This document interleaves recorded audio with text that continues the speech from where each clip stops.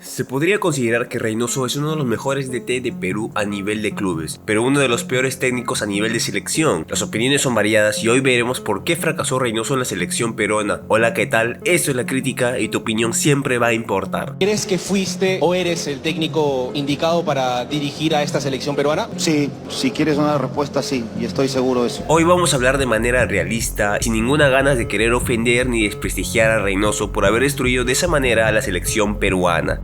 No quiero. Porque sí, Reynoso terminó por destruir el estilo que tenía la selección en su proceso desde que llegó. Y si bien Gareca dejó una selección que ya se había consolidado en un estilo particular de juego, tenemos que ser conscientes que para el repechaje contra Australia ya veíamos a un Perú que necesitaba con urgencia un recambio generacional. Eso es verdad. Y estoy más que seguro que lo notaron también. Entonces, luego de todo el desastre de la negociación que tuvo Lozano con Gareca, al menos yo ya sabía que la federación iba tras Reynoso, porque era el DT del momento, el DT peruano del momento. Y lo dije anteriormente, Reynoso estaba en un buen momento porque había sacado campeón al Cruz Azul en la Liga Mexicana y además cobraba menos, pero lo barato nos salió realmente caro. Yo no soy DT, pero estoy más que seguro que lo único que tenía que hacer Reynoso era agarrar esa base que dejó Gareca, me refiero a esa base con el estilo que ya se había acostumbrado, y complementarlo con un buen trabajo físico y preparación para ellos. Pero aquí nuevamente nos preguntamos, ¿por qué fracasó Reynoso? No lo sé, tú dime. Para empezar, el misticismo que tenía al cerrar y bloquear con una inmensa tela negra la videna para que nadie pueda leer o copiar su estrategia, lo cual nos daba a entender que era medio paranoico, pero hasta ahí era aceptable ver lo que hacía, ¿no? No lo sé, tú dime. Luego pelearse con la prensa, y no me refiero a agarrarse de boca a boca, sino que simplemente no quería declarar nada. Y ustedes saben que somos un país que nos encanta saber las noticias diarias de la selección, porque eso también atrae a los auspiciadores. Luego, dar listas de convocados, los cuales también por referencias que tenía Reynoso sabíamos que haría. Convocaba a muchos y solo algunos quedaban. Pero, y sí, aquí viene el pero, porque muchos no entendíamos a los que eran convocados, como por ejemplo Nilson Loyola, que era suplente en Cristal. ¿No te da vergüenza? O Andy Polo, que para mí es un lastre en la selección. O también a los desconvocados, como por ejemplo lo de Concha o Quispe, que son jugadores que rinden mucho en la Liga 1. Aunque Concha no está pasando por un buen momento ahora. Para los amistosos, y sobre todo ese amistoso con México, ya comenzábamos a tener cierto temor. Tengo miedo.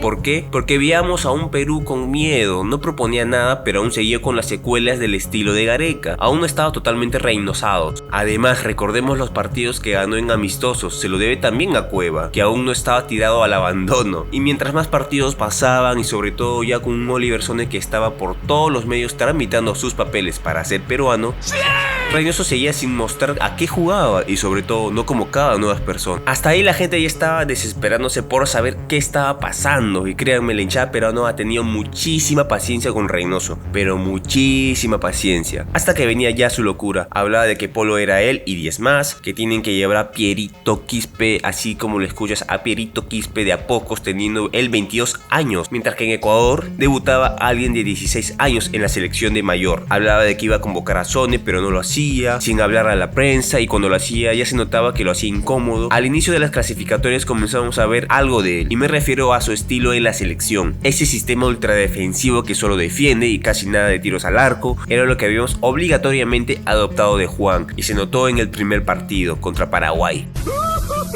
Y estoy más que seguro que mientras pasaban los partidos, lo que hacía más que el fracaso de Reynoso era inminente, era que no hacía mea culpa de los errores que tenía. Le era más fácil culpar al paupérrimo nivel de la Liga 1 que decir que su táctica fue muy mala. Y aún más pesó cuando llegó Sone ya con todos los papeles para jugar, y todos esperamos que tal vez entre contra Argentina. Pero ¿qué pasó? Meten a Loyola. Ahí te das cuenta que Reynoso no estaba pensando bien, que no es capaz, y uno no necesita ser DT para saber que estadísticamente Oliver Sone es mejor que Nilson Loyola. Se puede entender que perdamos contra Argentina, que viene siendo el campeón del mundo, pero perder de esa forma no.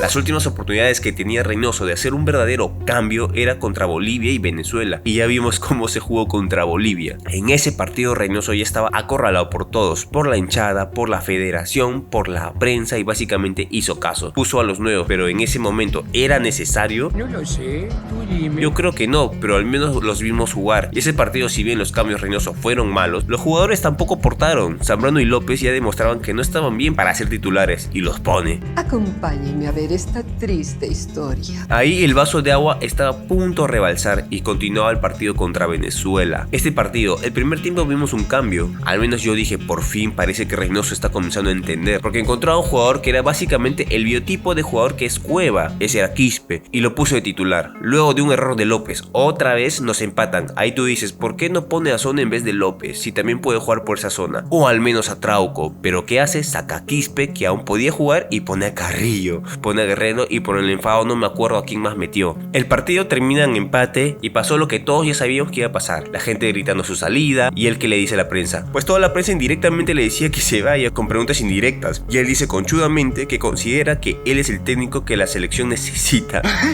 ¡Estúpido!